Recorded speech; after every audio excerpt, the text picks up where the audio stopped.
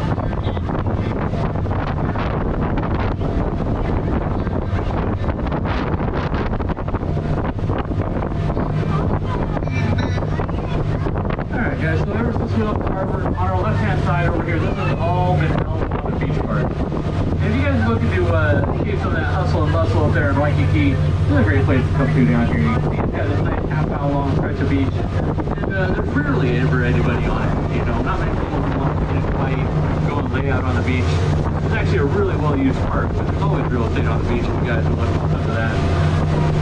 Back behind Alpana Beach Park, there's that big valley up in the mountains over there. That's the Manoa Valley. And it's a great place if you guys want to go chase the waterfalls up there. There's the Manoa Falls Trail in the back of Manoa Valley. About a mile-and-a-half round trip to get up to the falls. And really one of the better waterfalls you can go to from the south shore of Oahu. Then at the end of Alpana Beach Park here, we've got this peninsula that juts out. This place is called Magic Island. And back in the 60s, they were actually going to build a resort right here. And so they filled in the reef and built this whole peninsula coming out.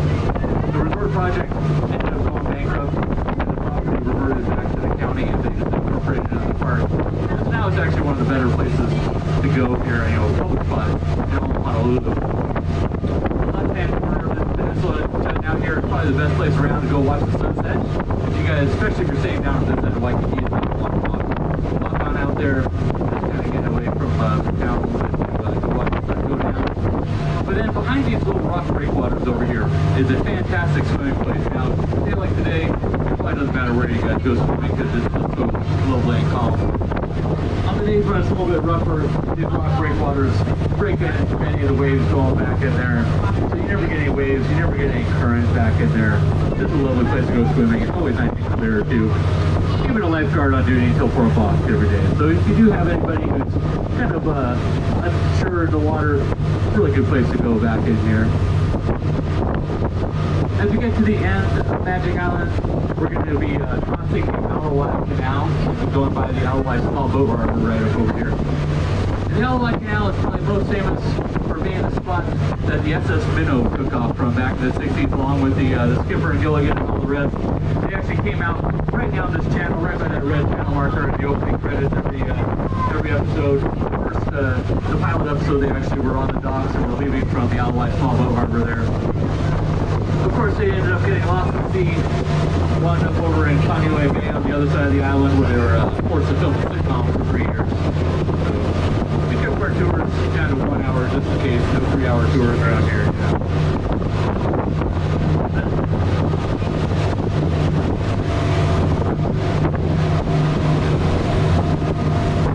Down this end of Waikiki, and now we are officially into Waikiki. We have the largest hotel on the island here. We have the Honolulu Hawaiian Village. The Rainbow Tower is one of their 8 large buildings over there on their campus. They've actually got tons and tons of shops and restaurants as well.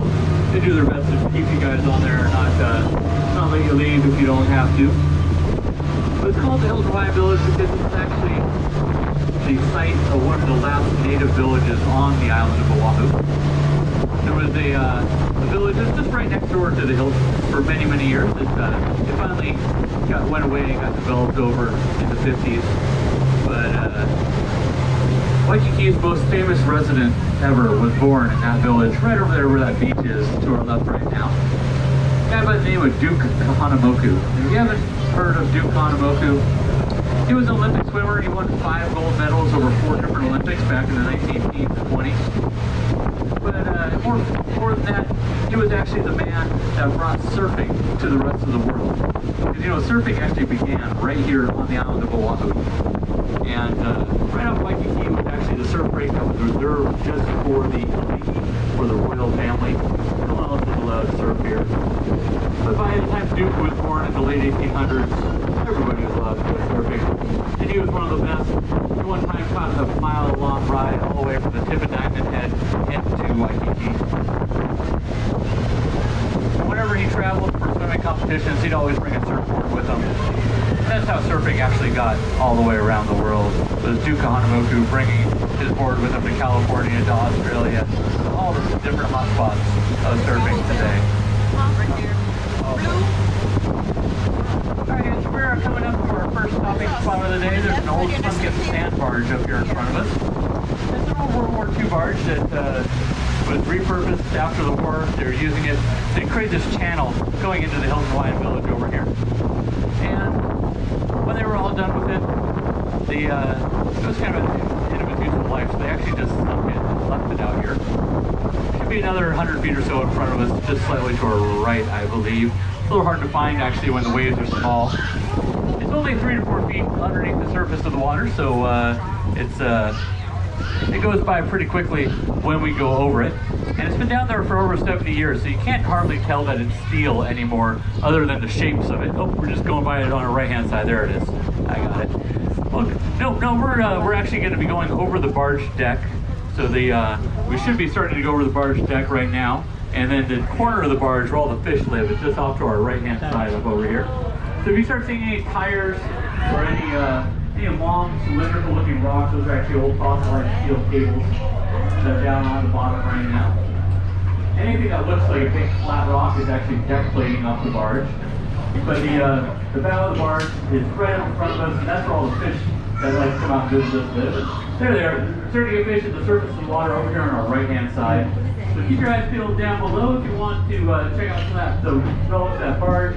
Otherwise, we're starting to get all our fish friends at the surface of the water over here on the right-hand side. If you want to come check that out.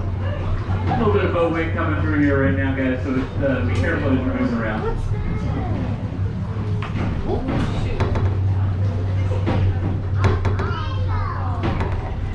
Yeah, we got a lot of fish down over there. I don't know, I don't see Nemo down there, but we've got those silver and gold fish with the vertical black stripes. Those guys are called manini in Hawaiian, or Sergeant Major tanks in English. And then we've got the larger black fish down there. Those are the humuhumu ele, the Hawaiian black triggerfish. And those Hawaiian black triggerfish are a close relative of the Hawaiian statefish. Any of you guys know the name of the Hawaiian statefish?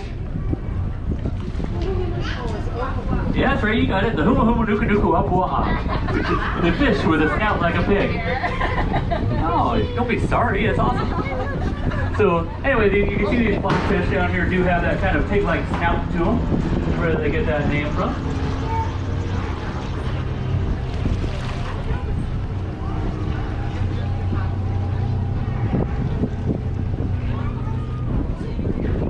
Yeah, still getting way more fish over the sides than down through the bottom. So they're all right over here on the side.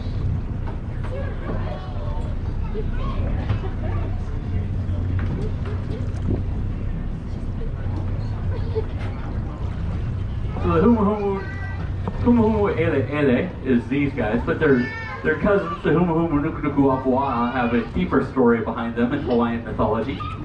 There was once a trickster demigod by the name of Kamapua'a. He was half man, half pig. And he was in love with Pele, the goddess of lava and fire, the volcano goddess. You know, when you're a trickster god and you're in love with a volcano goddess, and every once in a while you're going to make her mad, you're going to get a little singeing. But one time he made Pele so mad that she blew her top. No.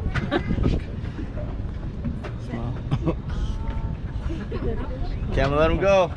Here he goes, back There goes the flying fish.